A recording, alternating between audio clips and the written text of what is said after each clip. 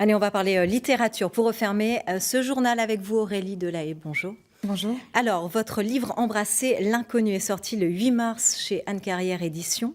Oui, Vous vivez pas très loin de Limoges, à Janaillac, en Haute-Vienne, c'est bien ça? tout à fait. Alors, Embrasser l'inconnu, est-ce qu'on peut dire que c'est l'histoire d'une révolution intérieure, de votre révolution intérieure? Oui, tout à fait, c'est ça. En fait, j'habitais Paris, je travaillais dans le monde de l'entreprise et un jour, j'ai tout quitté et aujourd'hui, ma vie ne ressemble plus du tout à celle d'avant. Donc je pense, oui, c'est effectivement une révolution. Ouais. Alors, on va en parler. Vous avez un parcours Ouais. atypique, études de droit, école de commerce. Vous avez travaillé dans tous les types d'entreprises, PME, start-up, etc. Vous avez donc tout laissé tomber, travail, appartement, amis, peut-être même famille. Et vous êtes parti à la rencontre des gens pour les rendre heureux. C'est ça un peu votre concept qui s'appelle Ordinary Happy People.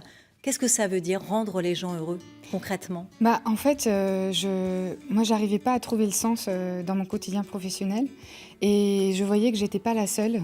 Donc je me suis dit, il doit y avoir autre chose. Les rendre heureux, c'était ça, c'était essayer de leur apporter de la joie dans un premier temps et après essayer de montrer autre chose. C'est pas un peu utopique comme démarche, justement, à l'heure des gilets jaunes, de toute cette crise sociale? Comment vous allez aborder les Ouais. gens?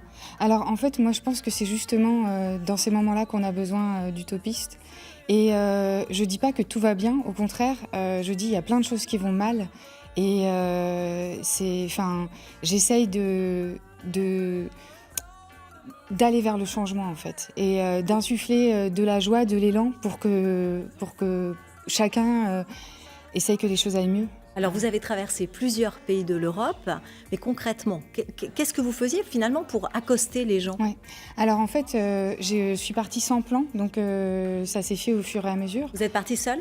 Ouais, je suis partie seule et donc au début, j'ai commencé par tenir un panneau, un grand panneau, à l'entrée du métro ou dans les endroits où les gens sont un peu en mode automatique, à la sortie des bureaux, et je tenais un panneau, pour leur demander de sourire. Mais je forçais rien, et en Et alors, fait, quelle réaction? bah, les réactions parfois c'était, «Mais vous êtes complètement folle» ou alors, et en fait, au final, les gens peu à peu quand ils s'approchaient, ils finissaient par sourire. Et il y en avait qui revenaient et qui me disaient: Aujourd'hui, j'ai une mauvaise journée, j'ai plein de problèmes.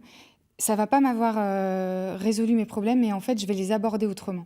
Et vous, justement, est-ce que vous avez trouvé un sens à votre vie? Bah, alors moi, en fait, j'ai dû ensuite passer un cran au-dessus parce que, comme vous dites, peut-être c'était pas assez cette notion de transmettre de la joie. Et je suis partie embarquer dans un ancien camion de pompiers aménagé. Et vivre dans un camion, effectivement, ça a changé ma vie. Ça change la vie. Aujourd'hui, j'ai du sens. J'ai Merci réalisé beaucoup. un rêve d'enfant. J'ai Merci. écrit un livre. Voilà. Merci beaucoup. Embrasser l'inconnu aux éditions Anne Carrière. Fin de ce journal, à suivre votre météo puis l'édition nationale. Très bonne journée, à demain.